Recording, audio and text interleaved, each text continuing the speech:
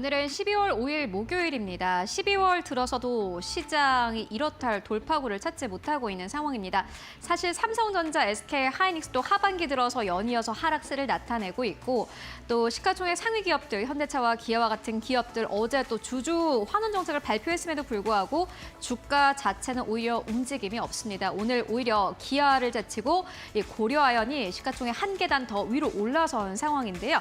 그만큼 현재 답답합니다. 다만 그럼에도 불구하고 플랫폼 쪽은 주가 상승 탄력을 받아가고 있습니다. 네이버와 카카오인데요. 함께 만나보도록 하겠습니다. 네이버와 카카오 주가 계속해서 상승 탄력을 받고 있습니다.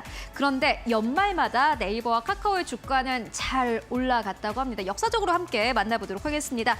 먼저 2022년부터 2023년 연초까지 보시다시피 네이버와 카카오의 주가가 함께 우상향 흐름을 보여준 것을 확인하실 수 있습니다. 이번에는 2023년 연말로 가보도록 하겠습니다.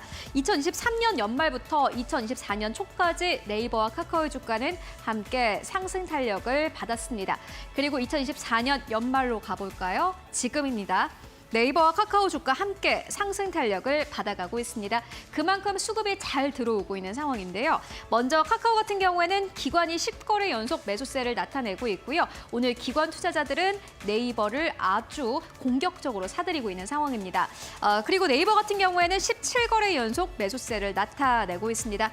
말 그대로 외국인과 기관이 카카오와 네이버를 연달아서 사고 있는 상황이고요. 2022년 연말부터 2024년 연말까지 약 3년 동안 네이버와 카카오는 보시다시피 연말마다 이렇게 랠리를 보여줬습니다.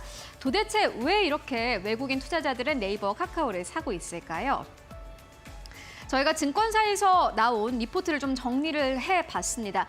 이번 네이버 같은 경우에는요, 11월 들어서 주가가 22% 넘게 상승 탄력을 보였습니다. 오늘 시장에서도 2% 가깝게 상승하면서 20만 원대를 넘어서면서 현재 거래가 되고 있는 상황이고요. 카카오도 마찬가지입니다. 최근 2주간 주가가 무려 21% 넘게 올랐고요. 이 주가 같은 경우는 3거래일 전이 기준인데 어제 또 카카오 계열사들이 전반적으로 상승 탄력을 보였습니다. 그렇기 때문에 지금보다 이 숫자보다는 사실 상승폭이 더 키워진 거나 마찬가지입니다. 카카오, 네이버 이렇게 주가 계속해서 상승 탄력을 받아가고 있는 상황인데 그런데 일각에서는 지금 이 상승세가 그리 달갑지만은 않다라는 의견도 나오고 있습니다. 사실 연말에 이렇게 잘 올라줬다면은 계속해서 고점을 올리고 저점을 높여가야 되는데 그게 아니라 바로 상승분을 내어줬기 때문입니다. 그렇다면 외국인 투자자들과 기관 투자자들은 도대체 네이버를 왜 산 걸까요? 일단 과거에도 비슷한 사례가 있다고 합니다. 2023년에 수급 주체들이 카카오의 구조조정을 기대하면서 카카오를 대량 매수한 바 있었는데요. 그런데 구조조정 효과가 예상에 미치지 못한 결과를 나타내자 바로 팔아버렸고요. 주가가 하락세를 나타냈다고 합니다. 그렇기 때문에 이번에 이렇게 네이버와 카카오 상승이 그리 달갑지만은 않다라는 이야기가 나오고 있는 겁니다. 외국인들의 마음을 조금 더 자세히 들여다보도록 하겠습니다. 네이버가 이번에 왜 외국인들의 매수가 들어왔을까를 좀 분석한 리포트 저희가 이렇게 정리를 해봤는데요. 2022년 이후로 네이버 쪽으로는 이례적으로 굉장히 강력한 외국인들의 매수세가 유입이 됐습니다. 이렇게 되면 개인 투자자분들 아마 좀 긍정적인 마인드를 가지고 계실 것 같습니다. 앞으로 네이버 더 갈 거다. 이제 진짜 시작이다. 반등하겠지라고 기대하시는 분들도 있을 것 같은데 한 증권사에서는 과대 해석을 할 필요는 없다라는 다소 차가운 그런 코멘트를 남기기도 했습니다. 실적 대비해서 네이버 주가가 많이 내렸기 때문에 외국인들의 매수가 들어온 것뿐이다라는 의견을 제시를 했는데요. 최근에 네이버가 3분기 실적을 발표를 한 바 있습니다. 매출액도 괜찮았고 영업이익단도 나쁘지 않았습니다. 그때부터 외국인과 기관의 매수세가 유입이 됐었는데요. 아무래도 다른 글로벌 피어와 대비해서 밸류에이션이 상대적으로 저렴했기 때문에 네이버 쪽으로 매수가 들어왔다라는 의견입니다. 먼저 검색 광고 알파벳과 비교를 해보면요. 알파벳 같은 경우에는 이번 1분기부터 계속해서 횡보세를 나타내고 있지만은 이 밑에 있는 금색 차트 같은 경우는 네이버입니다. 네이버 물론 성장세가 둔화되긴 했습니다만은 그럼에도 불구하고 계속해서 어쨌든 간에 조금이나마 성장하는 흐름을 보여주고 있습니다. 디스플레이 광고 쪽도 마찬가지입니다. 메타와 카카오와 비교를 해본다면은 네이버 나쁘지 않습니다. 그렇기 때문에 외국인들의 매수세가 네이버 쪽으로 들어가고 있는 것이다라는 의견 나오고 있는 겁니다. 다음 페이지를 통해서 조금 더 주가 흐름 자세하게 만나보도록 하겠습니다. 네이버 같은 경우에는 3분기 누적 영업이익이요 1조 4천억 원을 넘어섰습니다. 전년 동기 대비해서 32.7% 넘게 증가했는데요. 매출 증가율 자체는 사실 좀 부진했습니다. 보시다시피 매출 증가율이 좀 뚝 떨어진 모습을 확인하실 수 있습니다. 매출이 계속해서 잘 증가하고 있는 것은 아닌데 그런데 영업이익이 보시다시피 괜찮게 계속해서 우상향하는 흐름을 최근 들어서 보여주고 있는 겁니다.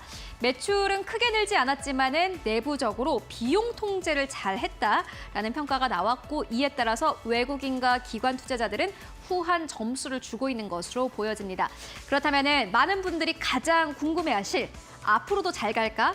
그것에 대한 대답을 좀 보도록 하겠습니다.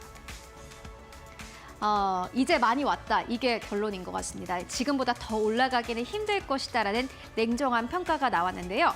먼저 상승의 논리를 보면 이렇습니다. 밸류에이션이 낮고 그리고 올라갔던 수급 주체가 외국인이었기 때문에 밸류에이션이 적당하게 오게 되고 외국인들이 빠져나가게 된다면 네이버의 주가는 그때는 멈출 것이다. 라는 고러한 결론을 볼 수가 있는데 결국에는 상승 목표의 기점 기준도 밸류에이션과 외국인 지분율이 돼야 될 것이다라는 의견이 나왔고요. 사실 외국인 지분율 같은 경우는 우리가 계산하기는 좀 힘든 측면이 있습니다만은 밸류에이션은 계산을 할 수가 있습니다. 네이버가 최근에 12개월 퍼 기준으로 했을 때 17배 넘게 상승 흐름을 보였습니다. 글로벌 동종 기업들 대비해서 10에서 20% 정도 할인된 수준인데 그런데 증권사에서는 이렇게 봤습니다. 10에서 20% 정도 할인된 수준이 딱 맞다라는 의견이었는데요. 구조적인 한계 그리고 기술적인 한계가 확실히 뭐 앞에서 봤던 메타라든지 알파벳보다는 어쨌든 간에 낮은 기업이기 때문에 이런 할인율은 유지될 것이다라고 결론을 내렸고요. 외국인 지분율도 2023년 수준과 유사하게 회복되면서 이제는 만약에 네이버가 주가가 더 상승하기 위해서는 추가적인 상승 모멘텀을 찾아야 될 것이다라는 의견이 함께 나오기도 했습니다. 카카오 같은 경우에는 동일한 논리가 적용되지 않는 키 맞추기 장세일 뿐이다라는 차가운 코멘트가 함께 나오기도 했는데요. 네이버 앞으로 추가적인 모멘텀을 찾을 수 있을까요? 물론 지금 실적만 봤을 때는 이제 주가 수준이 어느 정도 다달랐다 보여지긴 합니다만은 만약에 다시 한번 긍정적인 모멘텀이 나오게 된다면 주가 상승 기대해 볼 수 있을 것 같습니다. 앞으로 네이버와 카카오의 주가 흐름 함께 확인해 보시는 것도 어려운 시장을 이겨내는 한 가지 방법이 될 것 같습니다.